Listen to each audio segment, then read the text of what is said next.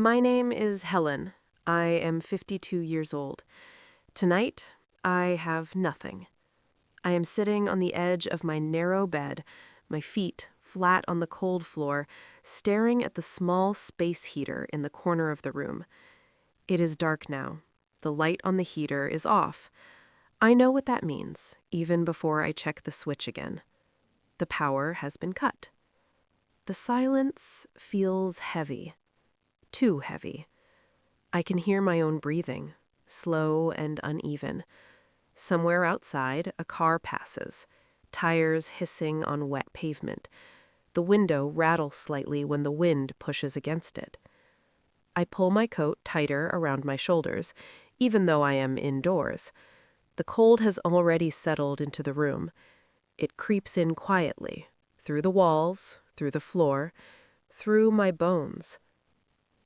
On the small table beside the bed is an envelope, white, official. I don't need to open it again. Final notice. I look at my hands. They are dry, cracked from cleaning chemicals and winter air. My fingers feel stiff. I ask myself, quietly, the same question I have been asking for weeks. How did I end up here? The flat is small. One room, a tiny bathroom, a kitchenette that smells faintly of old toast and damp. There is no warmth anymore, no hum of electricity, no comforting noise. Just me and the cold. Tomorrow morning, if nothing changes, my landlord will come again. He will knock twice, hard. He will stand in the doorway with his coat still on and remind me that I am behind on rent. Again. I have already sold what I could, the old television, a chair, even the kettle. There is nothing left that anyone would want, except one thing. I don't look at it yet. I work as a school cleaner. I arrive before the children, when the corridors are still empty and echo when I walk. I push my trolley slowly, mop bucket sloshing with water that smells of bleach. I wipe tables, scrub floors, empty bins filled with half-eaten sandwiches and juice boxes. It is not important work. People rarely notice me, but I have always done it carefully, properly.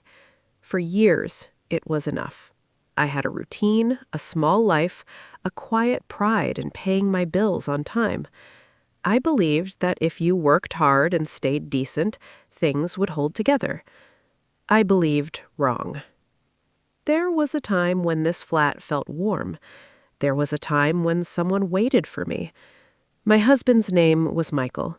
He was not a loud man. He fixed things around the house, whistled softly while he worked, always left his shoes neatly by the door. When he came home tired, he would already have tea ready. When he gave me the ring, he did it without drama. We were standing in the kitchen, the kettle boiling behind us. "I don't have much," he said, smiling nervously, "but I want you to have this." The ring was simple, plain gold, slightly worn even then. I wore it every day. After Michael died, sudden illness, too fast, no warning, the world felt like it had cracked open. I kept working, I kept cleaning, I kept showing up. But something inside me never fully recovered. I stopped wearing the ring after a while. It hurt too much. I wrapped it carefully in a piece of cloth and placed it in a small wooden box by my bed. It became a memory instead of a promise. It was the last thing of real value I owned. Winter came early that year. The bills rose faster than I could keep up. Electricity, heating, rent. I cut back on food. I stopped turning on the heater at night. I slept in my coat, socks pulled high, breath fogging faintly in the dark. I told myself I could manage. I always did. But each morning my body felt heavier. My hands shook when I stood up too quickly. My legs ached even before I reached work. The envelope arrived one afternoon, slipped under my door. Final notice. I sat on the bed and stared at it for a long time. Then, finally, I opened the wooden box. The ring lay inside, wrapped in cloth just as I had left it. I picked it up carefully, like it might break.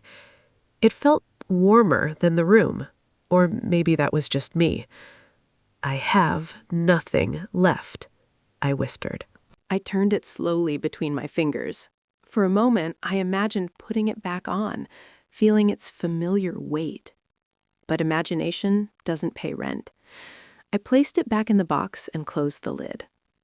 "Not yet," I told myself. The night I went to the hospital, it wasn't planned. I had finished work late. My hands smelled of disinfectant and old food. Outside, the air was sharp and wet. Dublin in winter always feels unfinished, like the rain never quite decides to fall. As I passed the hospital entrance, I heard someone crying. It wasn't loud. It was worse than that. Quiet, broken, desperate. I slowed my steps. A young woman was sitting near the admissions desk, her shoulders shaking. In her arms was a small boy wrapped in a thin blanket. His head rested against her chest. He looked too still. "I don't have it," she kept saying. "Please, I don't have that much." The receptionist's voice was calm, but tired. "We need at least part of the payment." The boy whimpered softly. Something tightened in my chest. People walked past, some glanced, most didn't stop. I stood there, frozen. I knew that feeling, that moment when panic takes over and the world narrows until you can barely breathe. I stepped closer. "Is he okay?" I asked quietly. The woman looked up at me, eyes red, face streaked with tears. "She needs her medication," she said. "They won't let us leave without it." Her voice cracked. I nodded. I didn't ask questions. I didn't need details. I reached into my bag and checked my wallet. There wasn't enough. Not even close. My heart sank. And then, like a door opening in my mind, I thought of the box. The ring. I felt sick. "I'll be right back," I said.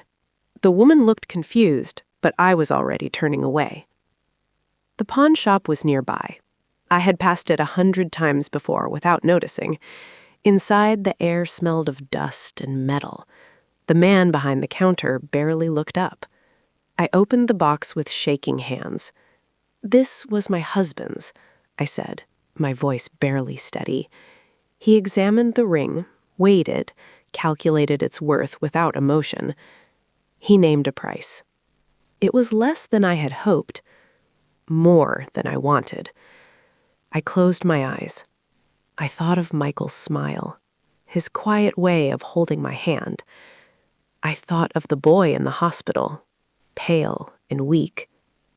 "I know what I'm losing," I said softly. The man nodded and slid the money toward me. I did not look back when I left. When I returned to the hospital, the woman's eyes widened. I placed the money on the counter. "This should help," I said. She stared at me, shocked. "You don't have to," she began. "I know," I said gently, "but you need it." Tears streamed down her face. "Thank you," she whispered. The receptionist processed the payment. Medication was handed over. The boy stirred slightly.